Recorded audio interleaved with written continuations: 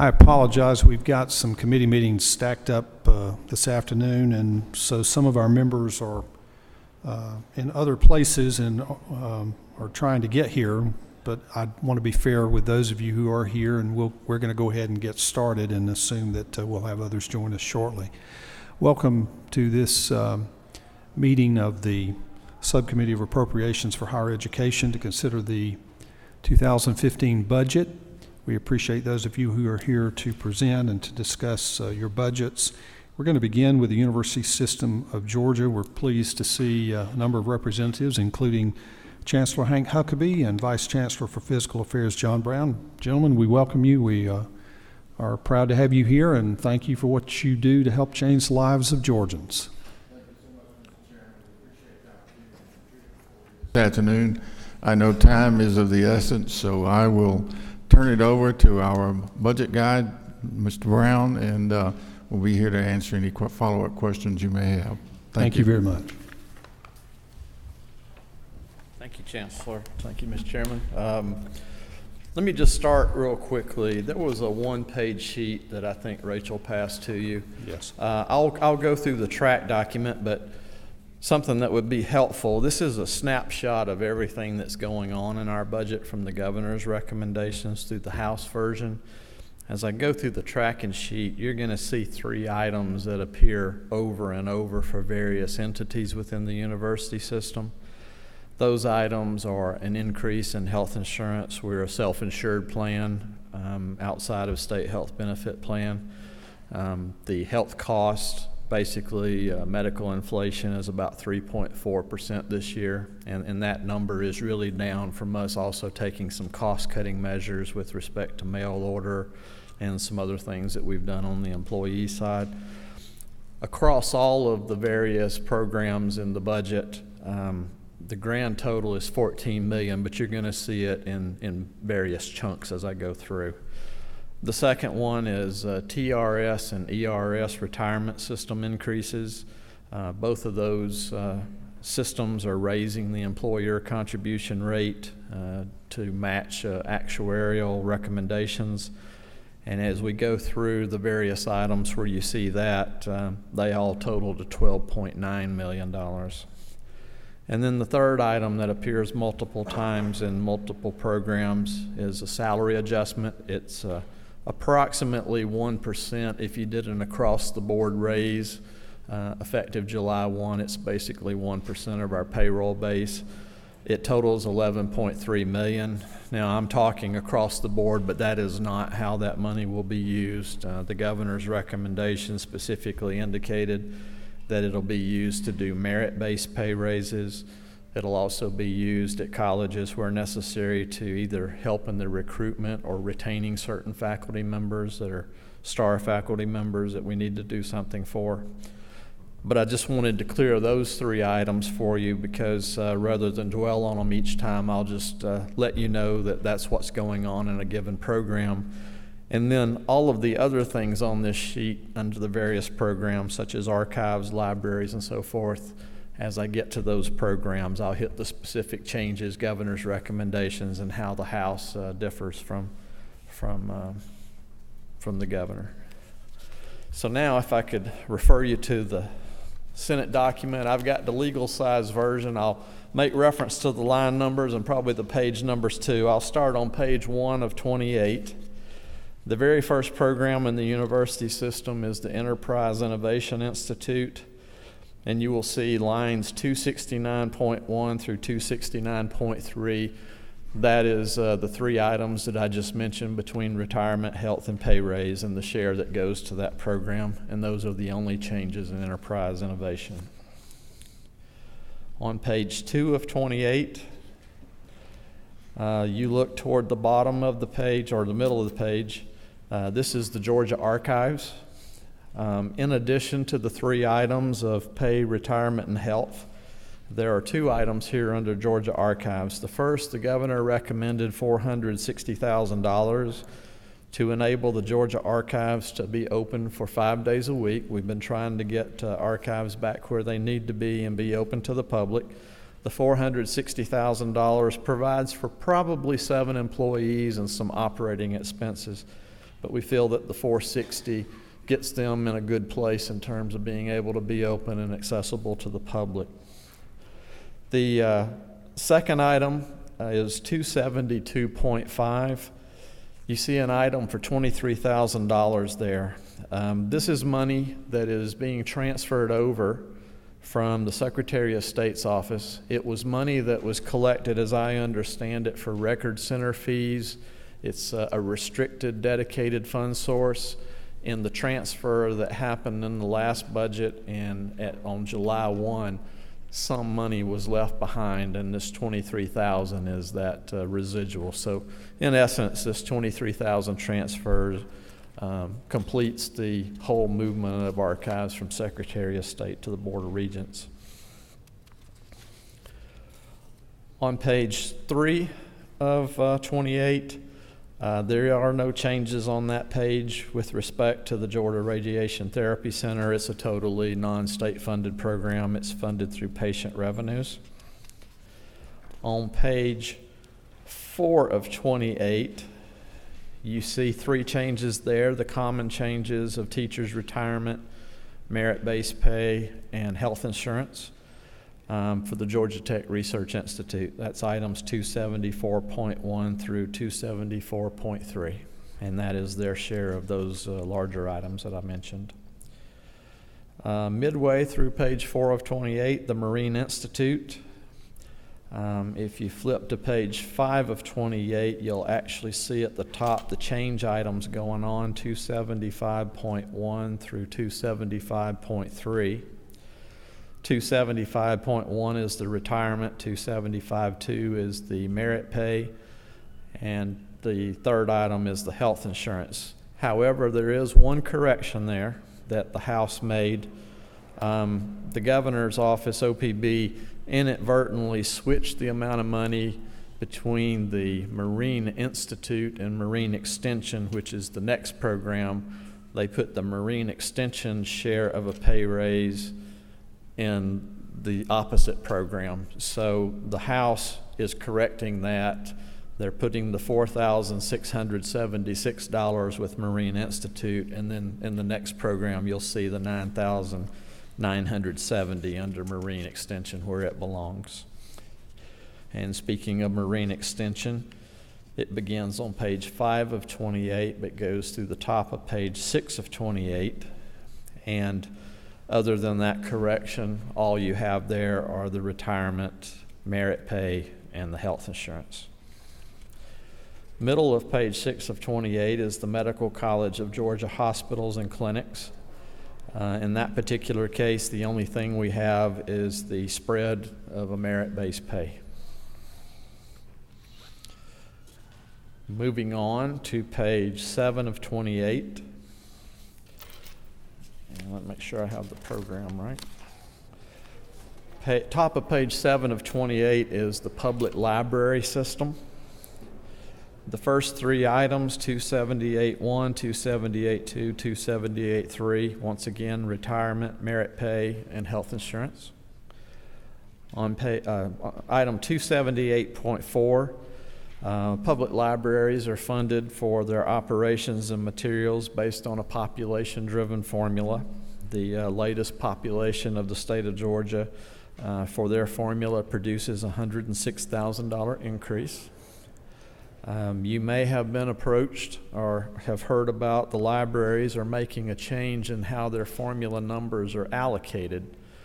The formula remains the same in that it produces the same total, so the 106,078 is the right number for the formula, but the distribution shifts a little bit from some of the larger counties, I believe, to some of the smaller counties. And I don't know if Lamar Beach is with us here, but he could probably comment on it better. But the House has had some disagreement with implementing that formula in 2016 or 2015. They would prefer to wait till 2016.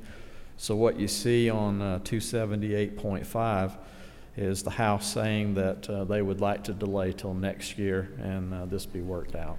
Do you have an opinion on this language and whether you agree with the change or?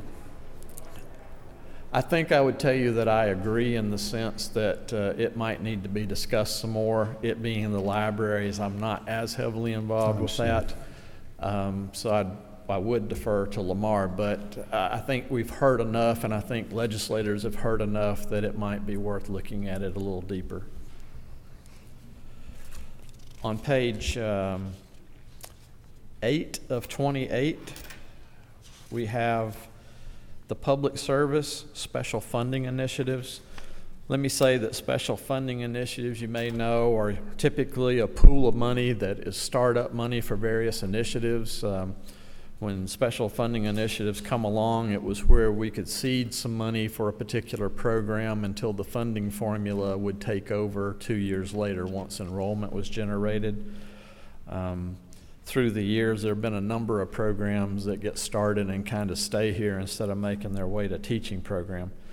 And I tell you that because some of the changes you'll see is the House would like to shift some of the money out of special funding into other programs. But going up to line 279.1, that is the merit-based pay initiative. 279.2, we had requested and the governor recommended $3,225,000 for a continuation of graduate medical education initiatives. Currently, the university system receives about $3.2 million, so this increase would just about double it. The goal is that we're looking at Northeast Georgia Medical Center, Tanner Medical Center, and several other hospitals that would develop residency programs. These residency programs are important because it gives our graduates of our medical schools a place to go do their residency in-state, hopefully. And the data has suggested that where one does their residency training, they will probably settle and practice within 50 miles of that location. The $3.2 million is to continue to work with hospitals to make sure we have a place. The House reduced it by $1 million, and this is a number we can live with. Their rationale is that it does take some time to get all the agreements in place with hospitals and to create residency programs. They shaved $1 million off of this from follow-up. They've indicated that when the money is needed or when we're ready to move forward, that they will make good on the $1 million or whatever is needed. And so this is an item that they would revisit presumably in the amended if we have it. And if we should move faster, we could probably cover that until such time as we come back to get what we need for the program. So it's still an endorsement of the program. It's just that the timing of the money. So that's what the $1 million was taken there. On 273 or 279.3, Georgia Regents University, as part of having expanded its medical class several years ago to have a bigger class, as well as the Athens Medical Campus of Georgia Regents, it was always envisioned that they would need some additional training sites to send the students. In this case, the Rome site, the hospital base there, in order to provide a couple of faculty members and some operating for a Rome clinical campus to assist those students. It's $784,000. What you see here is it's $784, and you'll note a 0 next to 279.3, but that's going to show back up later under the teaching program. The House agrees with the governor's ad, but they felt it was more appropriately placed in the teaching program. Do you have a preference? The teaching program is fine. Okay. And that goes back to what I mentioned earlier, that the Rome Clinical Campus will be with us more than just 2 years. It will be ongoing, so it's best placed not in a temporary spot, but in a teaching program, which is an ongoing spot. Item 279.4 is some outreach efforts with us, the university system, and the technical college system of Georgia. When we started the session and we told you a little bit about our requests, I'd mentioned that this is a public relations type campaign. It's not just magazine ads or one thing or the other, each school on their own. This is a coordinated effort between the university system and the technical college system of Georgia to try to reach out to individuals, adults, individuals who have had some post-secondary education, be it technical college or university system, and try to entice them to return and complete. Because in order to meet the Complete College Georgia goals that this state has, we probably will not get there just by expecting normal high school grads to show up. We need to go back and pick up some of those that have some education already. This effort's going to be focused toward trying to reach those individuals and then direct them as to where to go and to complete. We think some of this will be some low-hanging fruit, but this is the pool that we need to be addressing. And I don't know if the chancellor might want to, okay. 279.5 is also a transfer. It goes along with the recommendation that was in 279.3. There was $2.4 million sitting in special funding initiatives that the House felt more appropriately classified under the teaching program. We're fine with that. And then 279.6, the House added $400,000, was not in the governor's recommendation. This is billed as some assistance wrapped around Fayette County and specifically Pinewood Studios. There's a studio going in there between building of sets, which may be involved with TCSG, the university system with digital media, film, television. There's some opportunities for both the university system and the technical college system to interact with that as part of its programs. I know Clayton's has interest in it. I think Georgia Southern has, and then some of the tech schools. The $400,000 will go towards trying to develop that program and working with that industry in order to promote economic development around film, television, digital media. Could I ask, is this thought of as a one-time addition, or would this become a standard program like a research institute at Georgia Tech or something like that? I think it would be seed money for what would probably become an ongoing program associated with that industry. Thank you. Mm-hmm. So that's the special funding initiatives. At the bottom of page 8, we begin the Regent System Office, and on to page 9 of 28. The first three items, 280.1, 280.2, and 280.3, are the pay, retirement, health. 280.4 was the governor's ad that the House has maintained. It's to provide 4 positions for E-rate training and technical assistance that would go for public schools and libraries.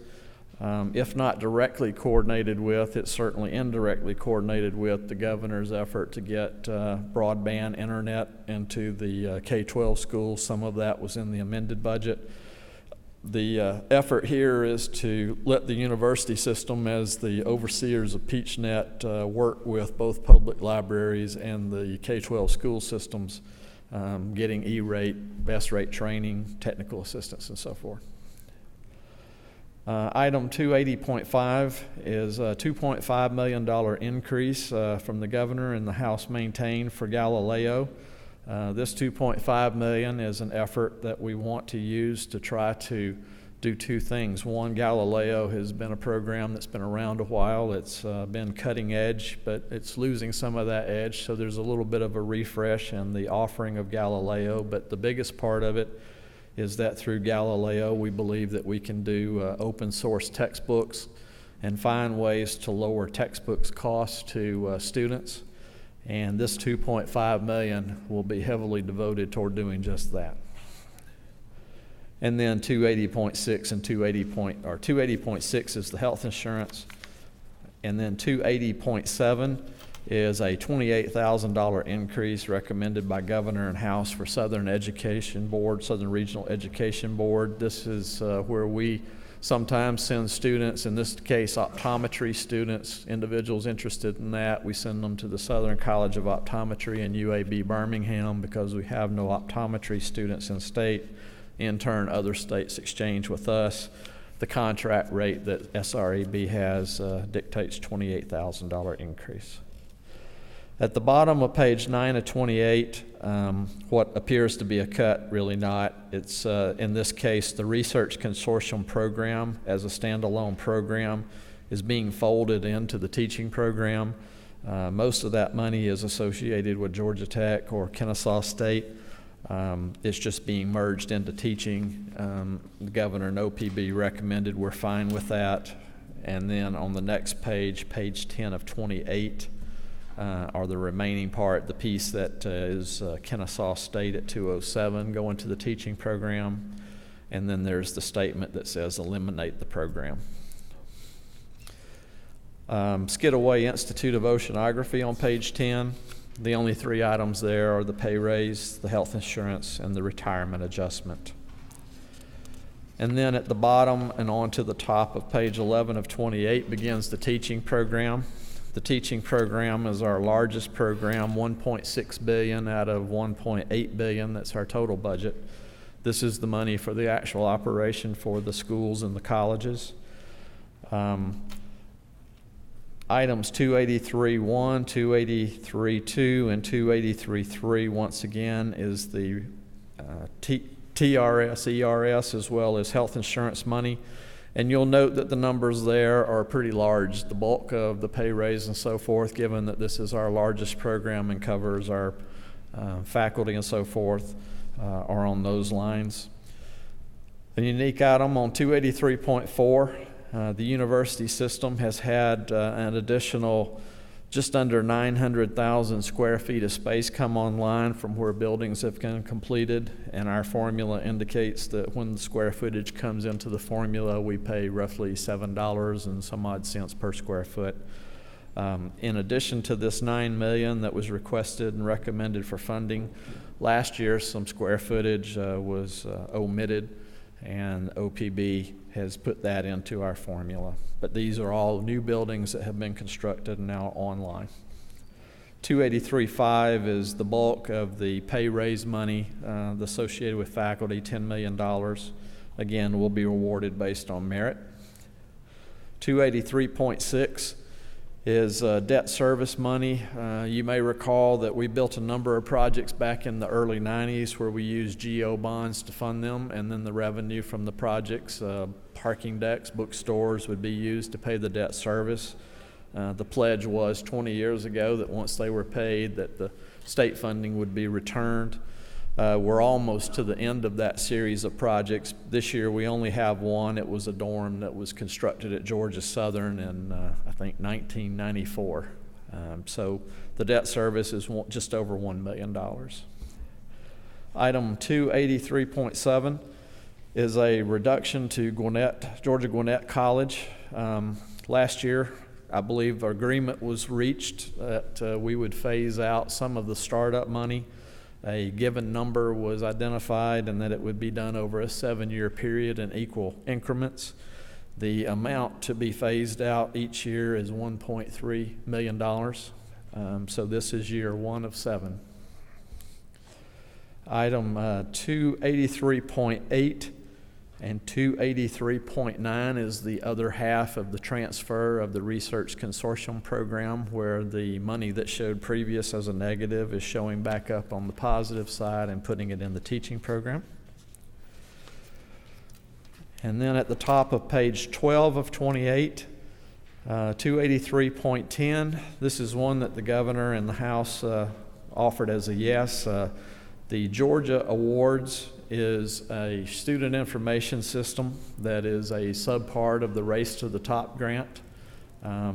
Initially, some federal funds paid for that, but now in order to continue the information system, we have to pick up the cost of that. It's probably $600,000, and in this case, the governor and the House are asking us to just fund that using formula money that we currently have. Item 283.11 was a House ad, $900,000 for the Competitive Edge program. This is a program that is centered at Kennesaw State University. It's in conjunction with Cobb County. The goal there is to promote economic development by creating a small business incubator, entrepreneurship. The $900,000 pays for the initial hiring of a couple of positions and operating expenses. The goal there is to work with companies. I believe the Cole School of Business will be working with small companies that have ideas, helping them with funding the usual incubator, with the idea that they'll be able to move them along to. So do we assume this is a one-time? It's 900,000 as I understand it to start with, and then next year it would be cut back to 650, and then in year 3 it would be 650, and from what I have read, it would stay at that level on an ongoing basis. Thank you. Item 283.12. This is the transfer, the other half of one of the transfers you saw earlier, where the medical school money, the increase in capacity that was part of the special funding initiatives, the other half where it's being transferred into the teaching program. Under Georgia Military College, there are the 3 items for retirement and merit-based pay. And then at the top of page 13 of 28, this is the section for payments to the Georgia Public Telecommunications Commission, 287.1, 287.2, and then skipping to 287.4, that's the ERS, TRS money as well as merit-based pay. The one other odd small item is 287.3, where the governor and the House have adopted a $516 adjustment. That's probably just truing up across state government teamworks. And so that's all of the cash items. Looking back at the front page, the governor had recommended an increase of $56.1 million total for the system, which was just under 3%. The House made the one adjustment downward on graduate medical ed and made 5 other adds, so the number is about $1.2 million higher than the governor. Thank you very much, Okay. Vice Chancellor Brown. Any questions for the university system? Well, good job. Thank you for your presentation, and we'll look forward to working with you as the Senate continues the process. Thank you, Chancellor, for being here. All right, we'll move on to the Technical College System of Georgia. I believe I see Commissioner Jackson back there, and perhaps his colleagues. Welcome, Commissioner. Thank you, Mr. Chairman and members of the committee. I'll be talking with you on your document starting, I believe, on page 291. And I will, much as Vice Chancellor Brown and the Chancellor went through, report to you on some generalized items on each one of our program areas. We have 4 program areas: adult literacy, departmental administration, quick start, economic development, and our technical education, which is our counterpart of the university system's teaching program. So I'll start, if you will, on page 293, where we get to our changes to our first program, which is adult literacy, and 332.1, 332.2, and 332.3. Those are the similar items that the university system had on the increases to the ERS, TRS, and the merit pay raises for our students on page 293. Do you see that? Do you have that? Is it a different, are y'all working from a different?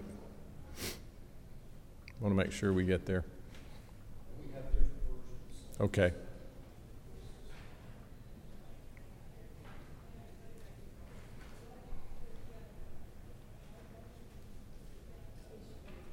Page 23. Okay. I have from the full document, so. Those 332, 331, 2, and 3, those are the same uniform items that go across all 4 programs. You will see 332.4 is an increase to adult literacy, the adult education program, of 15 full-time positions, which will assist us in bringing our full-time ratio to a better ratio. Currently in our adult education program, 80% of our instructors are part-time, and that is a challenge for us. That cost of $906,000 will help us bring our full-time faculty ratio down. It will be a slow process, even at this rate, but we value that very much. The governor and the House both agreed to that. You'll see that 332.98 is really a house cleaning issue to change the name of that program in future documents. In this document, from the adult literacy program to the adult education program. That's just a cleanup proposition there. Moving on to our next program, Department Administration. On the following page, again, 332, 33, 33, 33, 1, 2, and 3 are really 333.4. Those are the three, and then there's one additional there, reduced funds to reflect adjustment to TeamWorks. That is a reduction because TeamWorks is costing less than it was in previous years. We had a reduction there. And the one add is, as in the university system, we're reporting on 333.5 is the increased funds to continue work on our research and data system, Georgia Awards. Our portion of that is $431,640 recommended by the governor and the House. That's to help us take over what was originally done by the Race to the Top for that data system. It's important, and we believe that is I've been working in the education arena for a while, and we've been working on a data system for student information for a long time, and we finally are there, so it's important for us to maintain and keep that, and that's our share of making that work. You will see that in other education budgets as well. Senator Carter. Moving to the next page, which is Quick Start and Economic Development. Quick Start and Economic Development, again, we have those four that are across the board to all of our programs. The funds that the ERS, TRS, the merit pay adjustments, and the TeamWorks reduction, and there are no other adds or additions to the Quick Start program. There is some Quick Start funds on the capital side for equipment that are in the capital budget, but there are no other changes to the Quick Start funding at this point in time.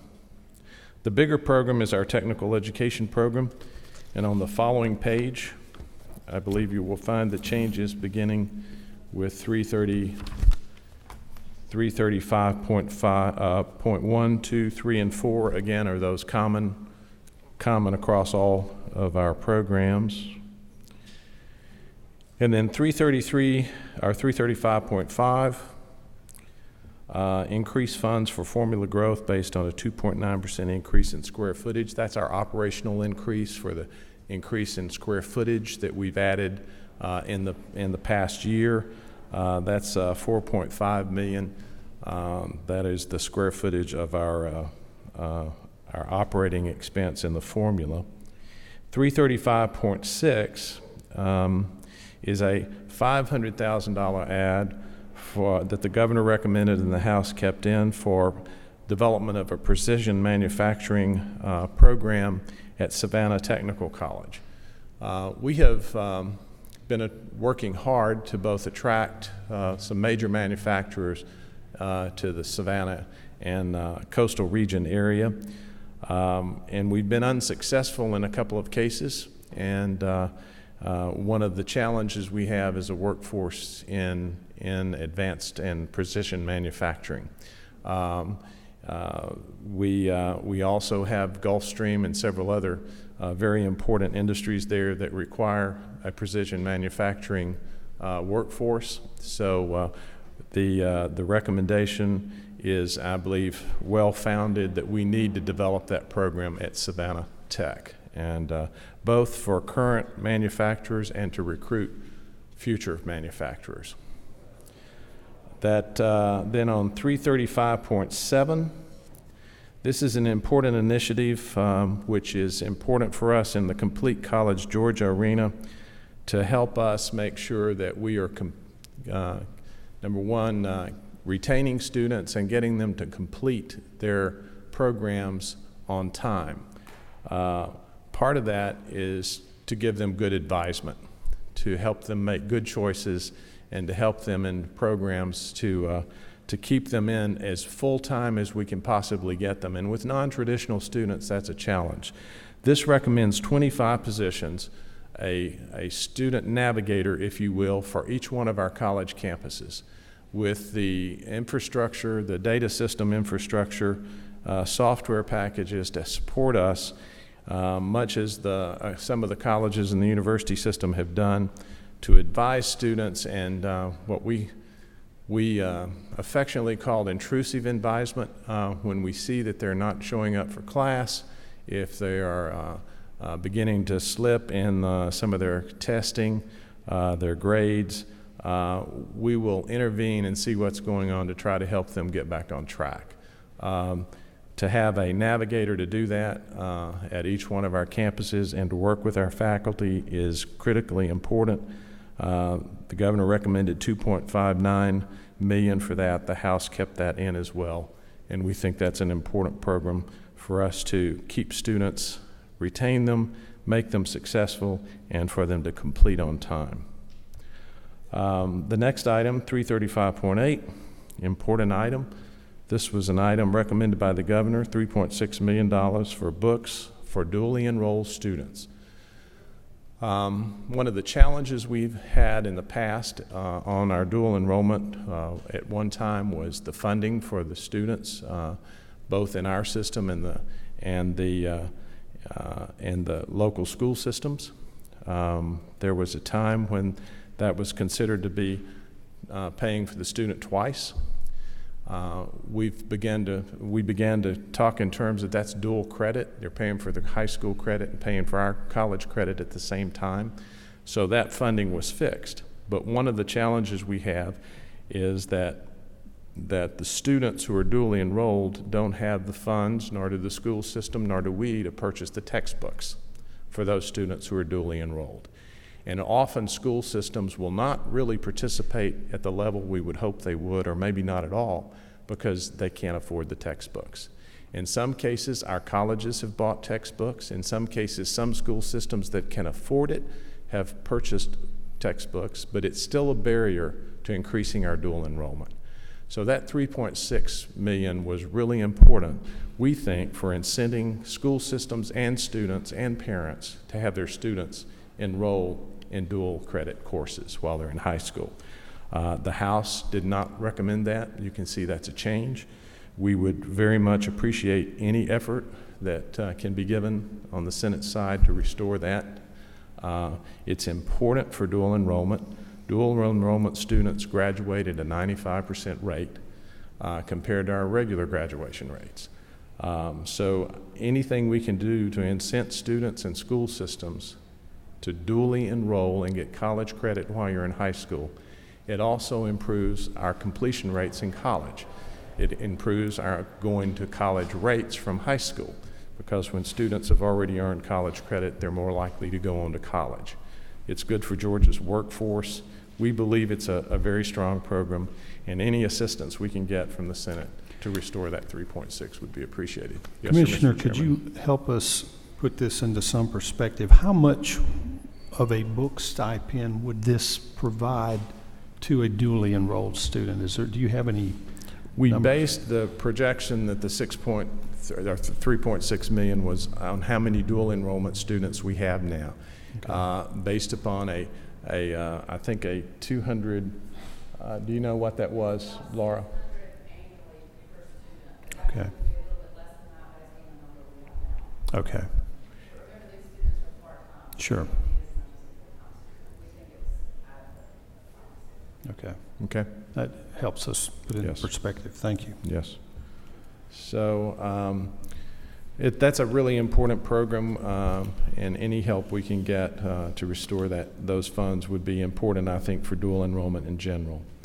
The next item, which was an add by the House, 335.9, for increased funds for soft skills employability training at the college and career academies, $250,000. While we don't know the details completely on that, soft skills continues to be a request that our industries and our companies across Georgia tell us are sorely needed by employees that they hire. Providing those soft skills to high school students and dually enrolled students that are enrolled in our college and career academies is an admirable goal, and we would think that we could spend that $250,000 wisely, both on curriculum and delivery of that curriculum in our career academies. Anything done on soft skills and employability is a good thing. So we would work hard on developing the additional curriculum. We have some soft skills curriculum that we embed in our curriculum now.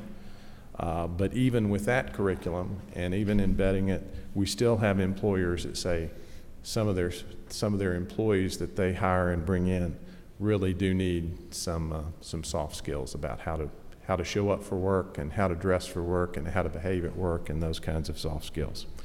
So those are the changes to our budget from the governor's recommendation for ads and the changes with the House, and I'll be glad to answer any questions, Mr. Chairman. Thank you very much, Commissioner. Any questions from members of the committee? It's a good question.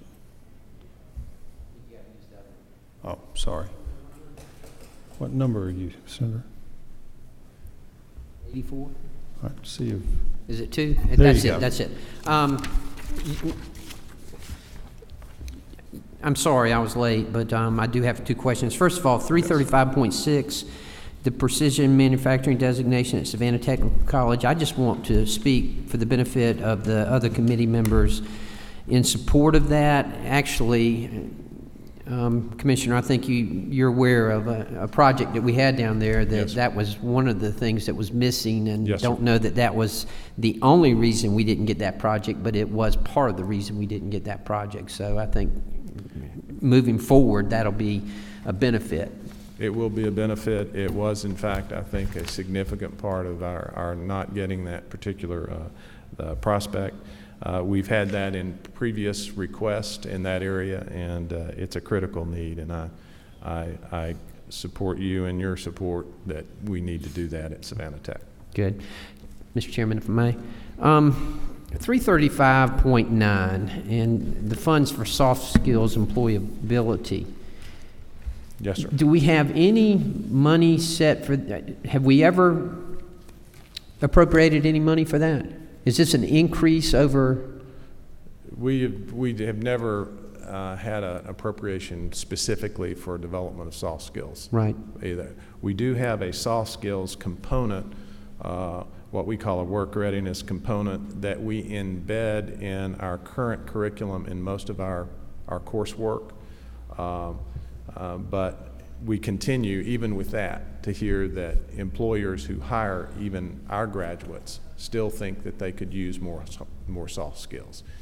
Well, 2 comments on that, and I will sound as if I'm talking out of both sides of my mouth, and I am.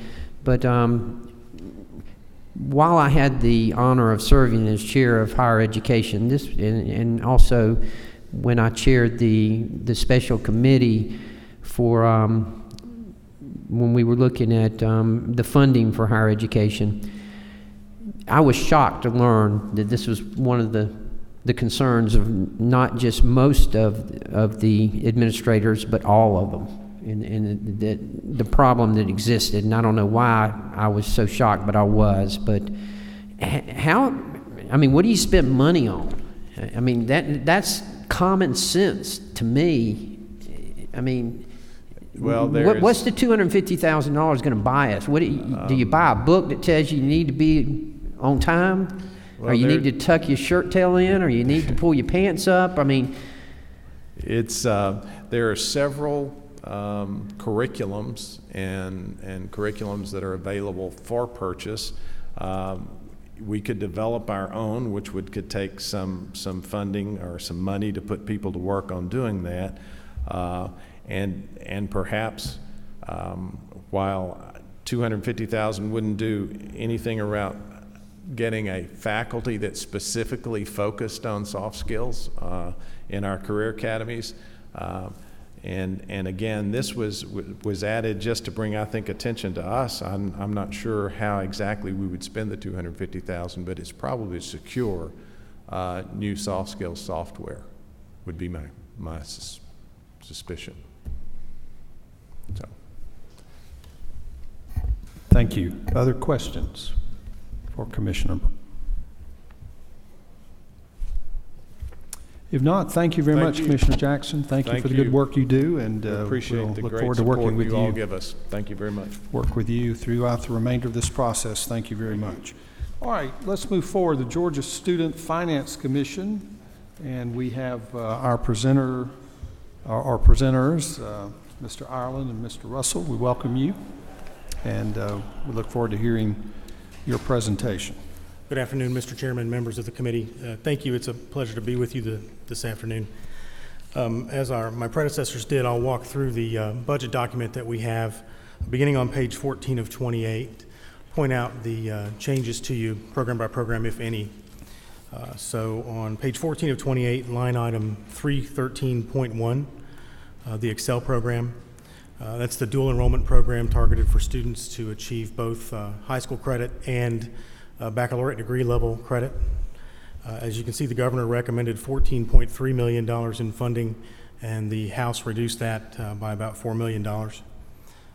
That will, in our estimate of the number of awards that would have been made or would be made in FY15, reduce the number of awards significantly from 17,000 to approximately 12,000 awards.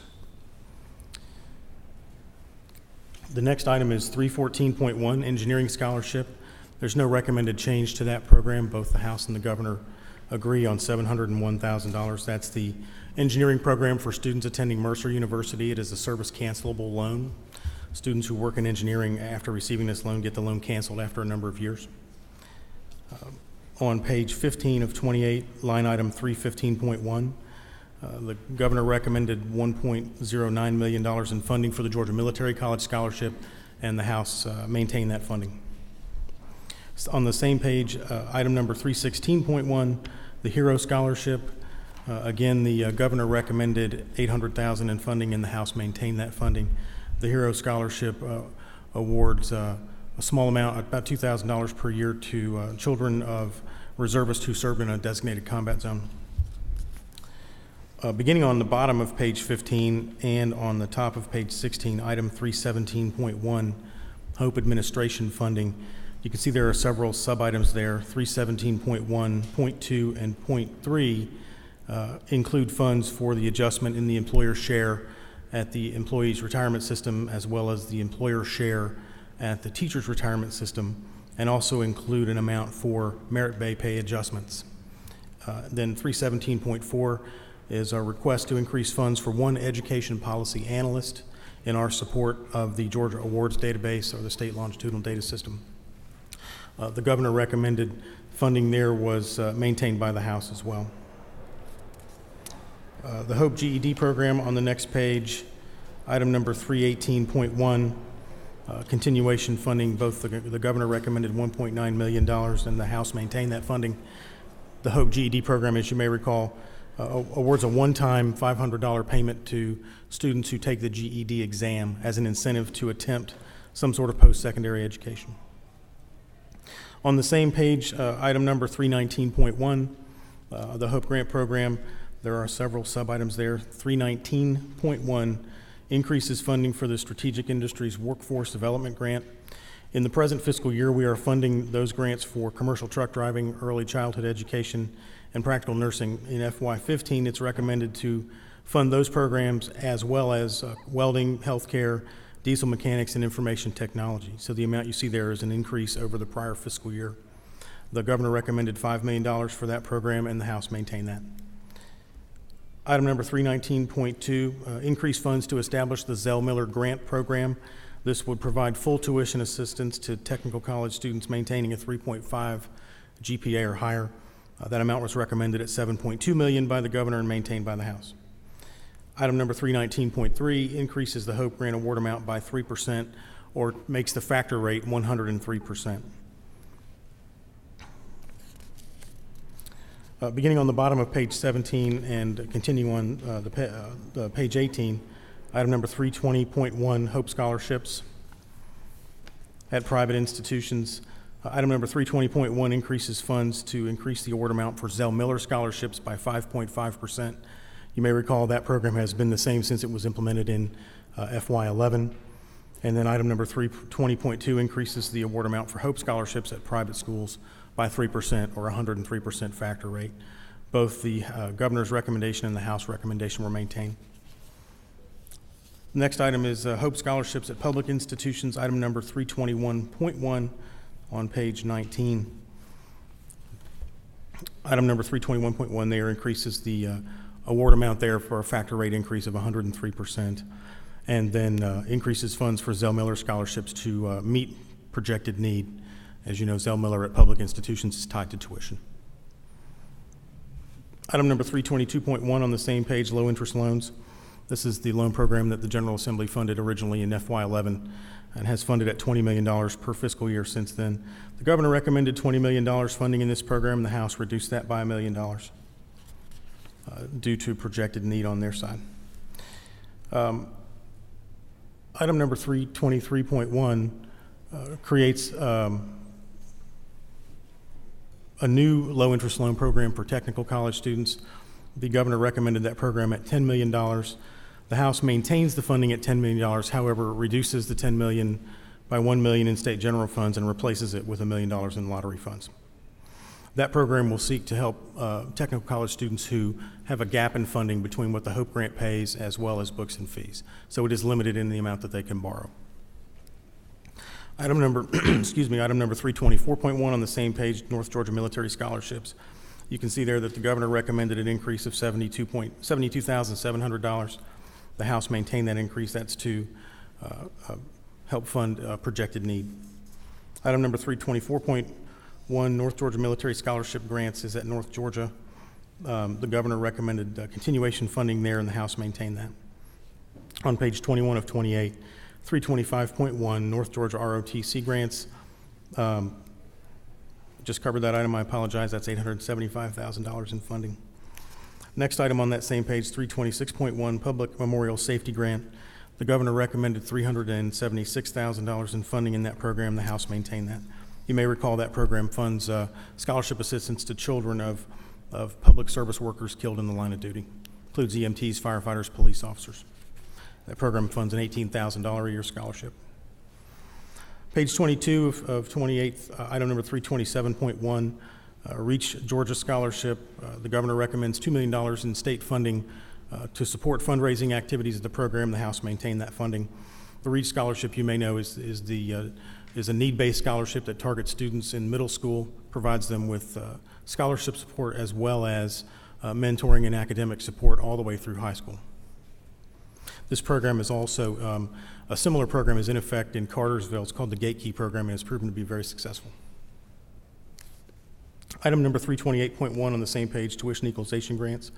Governor recommended $21.1 million in that program, and the House continued that funding. That would maintain the funding at $350 per semester per student. Mr. Chairman, that concludes my review of the programs that we administer. I'm glad to take any questions. Thank you.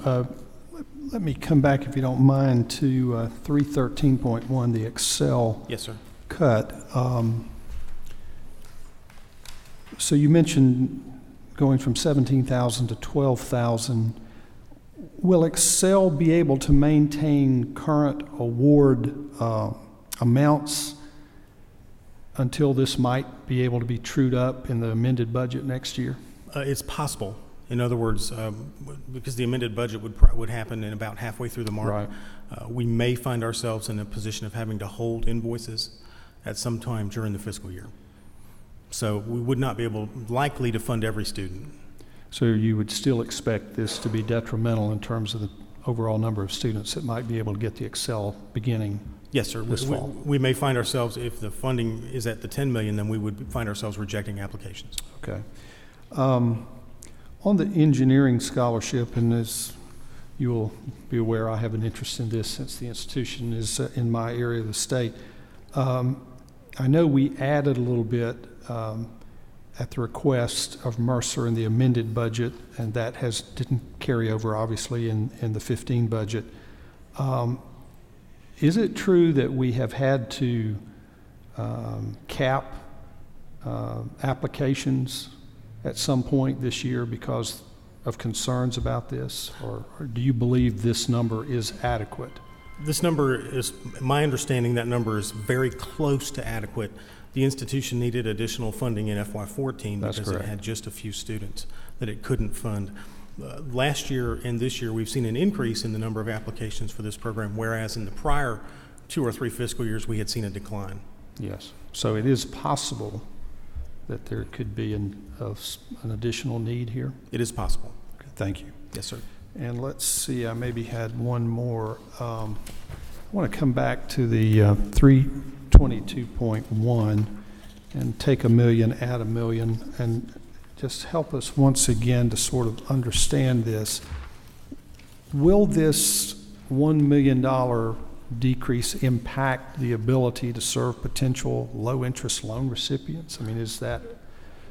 It certainly could. It all depends on application volume, which as a predictor of, or using predictions from prior year activity, we could find ourselves turning down applications, which we already do. Yes. So it would just exacerbate that. That's my concern. However, we do, as you know, recycle funds that we receive from students back Yes. into the program as Do well. you have a figure of how much revenue is anticipated in fiscal year 15 that you would be receiving as students are paying back? I don't have it on me, but I can certainly get it to you. Okay, thank you very much. Yes, sir.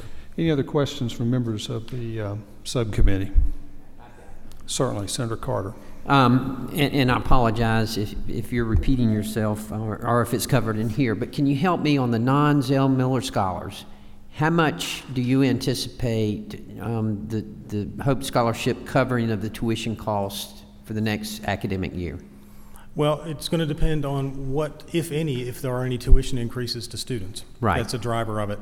Presently, on average, we're paying about 80% at at public post-secondary institutions, about 80% of tuition. It varies at each one because each school has changed tuition by different amounts over the years. You may remember in 2011, we started out at paying, I think it was 90 or 95% of the tuition. So the average right now is about 80. If there's no change in tuition, then that would go up to 83. If tuition does increase, then that will impact that percentage number. Okay. And the tuition equalization grants are staying the same? Yes, sir, at $350 per semester. Based on the number in the budget and based on our projection of the number of students, it would stay the same. Okay. The number of students and the dollar amount, sir. Thank you. Any other questions? What, you said the number of students.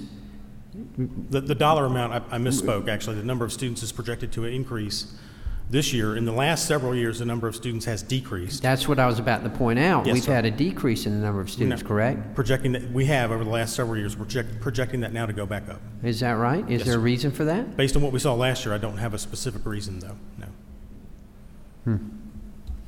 Any other questions? Thank you, Mr. Ireland. We Thank you, Mr. appreciate you Chairman. being here and you're presenting to our subcommittee this afternoon. Let me just make one just general announcement. We will be working obviously on the bond situation, and if you do have interest in any of those projects, please make sure you have letters in to Chairman Hill, and I would appreciate being copied on those. And we'll be working on that obviously as well between now and next week when we go to Green Door. Any other questions or comments from members of the committee? Thank you for being here, and we will consider ourselves adjourned.